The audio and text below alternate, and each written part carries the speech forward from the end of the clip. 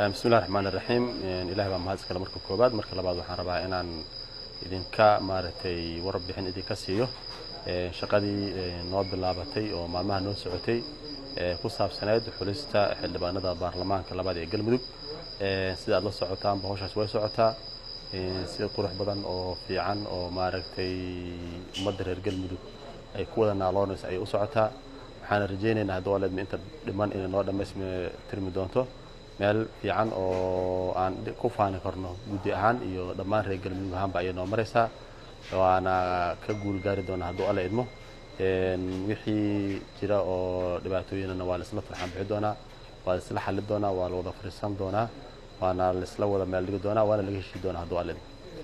arrinta ku saabsan yaa oday ah iyo yaa wax soo xulaya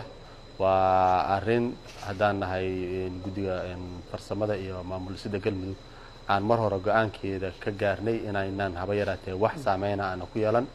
liiskaasi wuxuu ku qotamaa ama uu ku taagan yahay odayaalkii reer galmudug ee saxiixay cadaado 2015 halkaas ayaa beesno ah ayagaas ayaana laga duulayaa dabcan cidii aan ku jirin liiskaas oo markaas aan cadaado ku jirin haddana kuma jiri doonto dadyaw ay wadahayaan maaragtay in liiska ayaan ku jiray oo laga saaray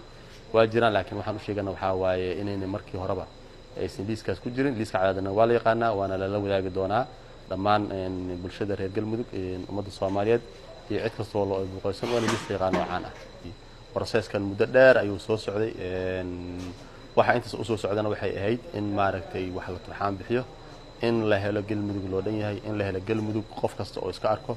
in aan cidna laga maarimin in qof kasta oo muhiim yahay oo reer galmudug ah la isqanciyo wixii tabashooyin ah ama cabasho ah ay qol qabta laga xalliyo laga wada fariisto laga doodo go'aan midaysan laga wada gaaro intaas ayay waxa ahayd midii ay madaxda dawladdu maartay iska soo daba laabanayeen maalmo badan oo aysan gobolada dalka Soomaaliya joogin ay u joogeen oo ay maaragtay ku xalinayeen mashaakilaad iyo tabashooyin ay qabeen tii ugu dambeysay ugu muhiimsanaatay ahlu sunna ahayd ayadana sidoo socotaan xal buuxa oo waafi ayaa laga gaaray haddii ay jiraan cid kale oo wax tabanaysana sidii hore la isku soo qanciyay oo looga soo heshiiyay arrimo aad iyo aad muhiim ah ayaa kuwana looga heshiin doonaa la iskaga xalin doonaa la isla farxan bixi doonaa insha Allah waxaan wada rajaynaynaa waa galmudug midaysan oo isku dan ah oo isku tala iyo tusaale ah